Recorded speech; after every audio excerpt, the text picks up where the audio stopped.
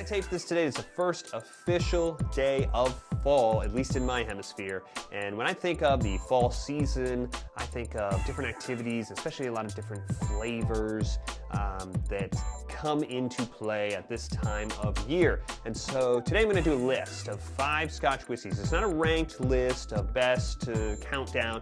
It's more just a list of Scotch whiskeys to be paired with different sort of flavors and elements of the fall season. I put a $125 cap on the price of the bottles so they can be pretty reasonable and realistic, and that list starts right now. My whiskey journey has taken me to Scotland and back.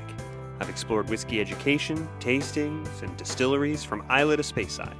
And now my journey continues here, with you, on Whiskey Whereabouts. So long before fall officially ever starts here in the US, we are bombarded by pumpkin spice flavors everywhere. And this was sort of mainstream 20 years ago by a certain major coffee chain. And when we talk about pumpkin spice flavor, we're not talking about the flavor of pumpkin. We're instead talking about a mix of different spices, cinnamon, nutmeg, ginger, allspice, clove. And this is really, for a lot of people, the sort of flavor of the fall season. And so when I think of a whiskey that will not necessarily taste like pumpkin spice, but have some overlap, be complementary, and in the spirit of this sort of flavoring that's on everything at this time of year, I think of the Compass Box Spice Tree. So if you're not already familiar, Compass Box is a very well-respected, sort of craft kind of focused maker of blended whiskeys. They make blended malt and blended whiskeys, and this Spice Tree is a blended malt. It's a 46% non-chill filtered, no color added, no age statement, blended malt. It's about $60, and it is not pumpkin spice whiskey, but it does have some elements. There's a sweetness here, but there's also a baking spice. There's elements of that ginger, elements of that clove when you go through the different elements of this whiskey experience. So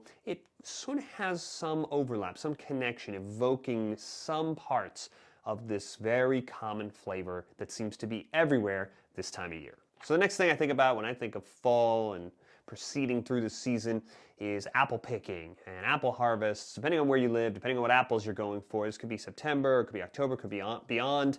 And when I think of sort of crisp sort of apple flavors, obviously I start thinking of Speyside. There's a lot of Speyside whiskeys with that apple, green apple, pear sort of flavor notes. For purposes of this list, I'm going to go with the Altmore 12-year, the Foggy Moss. This is a 46% whiskey. It's a non-chill filtered, no color added whiskey, and it is going to have those sort of flavor elements of the apple, the pear, along with some honey. It's about an $80 bottle, and it is not apple whiskey, but it is a whiskey, a Scotch whiskey with many flavors, but some of them overlapping, bringing out, pairing with that sort of apple flavor, apple picking, apple cider that we associate with this time of year.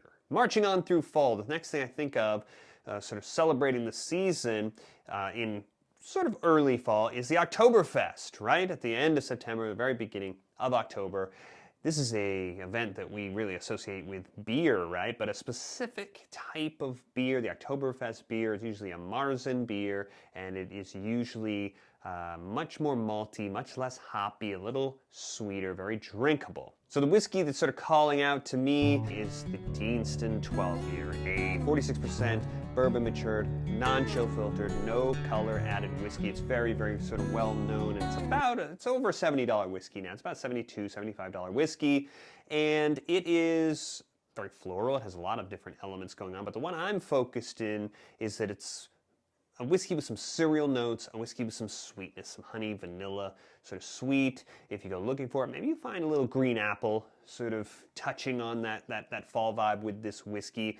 But it's not one for one. Whiskey's not beer, but this is a sort of experience I would say is similar to that sort of relaxed, easy drinking, Oktoberfest beer experience, a nice whiskey for a nice fall afternoon. As we get deeper into fall, I start thinking about the big holiday. We're on a collision course with Halloween, right?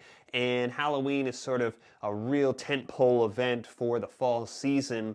And I started to think about what I would associate with it. What would be the character? What would be sort of the flavors? And Halloween is something, you know, where people are in costumes and in disguises and maybe a little darker. So I'm thinking about a non-age statement whiskey. I'm thinking about a whiskey with a little bit of an edge to it. Maybe it's dark clouds. I'm thinking about peated whiskeys. And I'm thinking about whiskeys with some other flavor elements that bump up against that Halloween. Remember, we're running around seeking candy, right? Sweetness. So the specific whiskey that I'm thinking of to sort of match up with all that I associate with Halloween is one of the whiskeys that sort of set the price ceiling of $125. I was willing to go this far, but not really much farther. I want to keep it kind of reachable.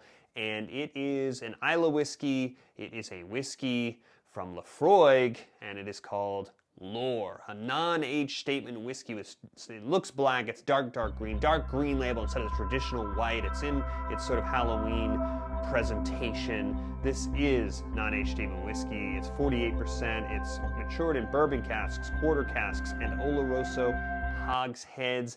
We expect this whiskey to have some younger whiskey in it. This is a complex whiskey with many layers. We might even call it mysterious. It's smoky, it has caramel, sweet, it has salty, it has orchard fruit. It is a whiskey with a long, drawn out finish, a big, bold experience. It lives up to all of the pageantry of Halloween. And after Halloween, we start moving into November, and here in the US, it's pretty much a runaway train straight into the holidays toward the end of the year. But I think of this season as things start getting cooler and cooler, and as the leaves are falling, as one full of sort of smoke on the air from fireplace chimneys and leaf piles being burned. And in the UK, they actually have a holiday that evokes the bonfires. They have Bonfire Night coming up shortly after Halloween. And while we don't have that here, we can certainly get in the spirit of gathering around the bonfire in the crisp, sort of cool fall times. So there are a lot of smoky, sort of Scotch whiskeys worthy of a campfire. For this list, I wanted to go with one that really had a real ashy kind of fire quality to the smoke. And I'm going with the Lechik Sinclair Series, the Rioja Cask Finish. So this is a 46.3% non-aged statement whiskey with all the other specs checking out. It's Rioja Cask Finished again. And the reason I'm going with this one is that it's a real sort of ashy quality to the smoke.